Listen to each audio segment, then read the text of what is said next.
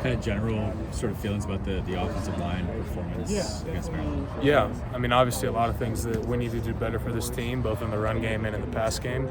I think there's still some things that we're getting better at week to week, but at the end of the day, we've still got to make big steps as a unit. What do you guys feel sort of really confident in doing right now when you go out there? Yeah, I mean, there's certain things each week that we always feel confident in. I mean, and it all comes from the practice field and the game plan and the putting work into the preparation to go, execute on Saturday. And sometimes you execute those, sometimes you don't. But, at the end of the day, we've got to start executing more. Miller's had a couple kind of tough luck turnovers and that stuff. Do you talk to him? How do you see him, I guess, bounce back?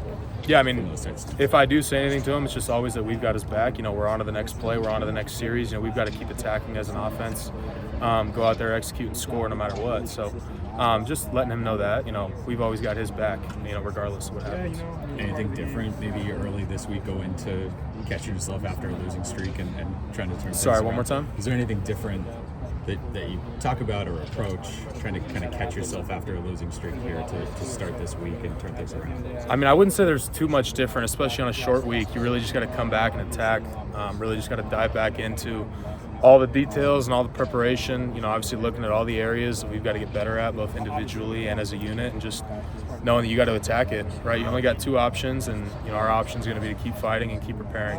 How have you seen specifically the two young guys, Amani and Elijah, sort of come forward, as the years progress? Yeah, I mean, they've definitely made some improvements individually, whether that's technique-wise or just kind of maturity-wise and understanding some circumstances and some things.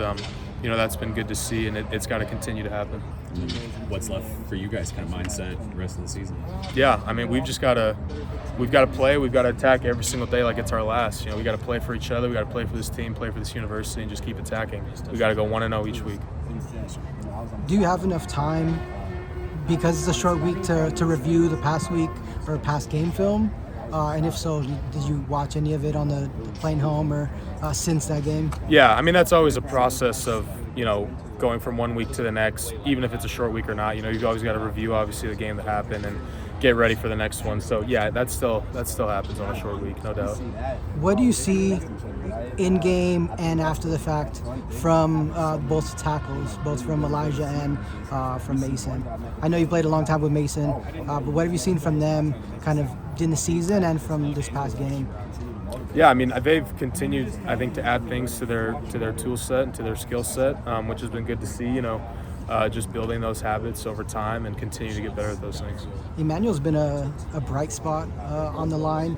What have you seen from him and kind of, where he's started when he first came to USC versus, now him starting and, kind of building rapport with you, I guess? Yeah, I mean, he's continued to get better since he got here as a Trojan.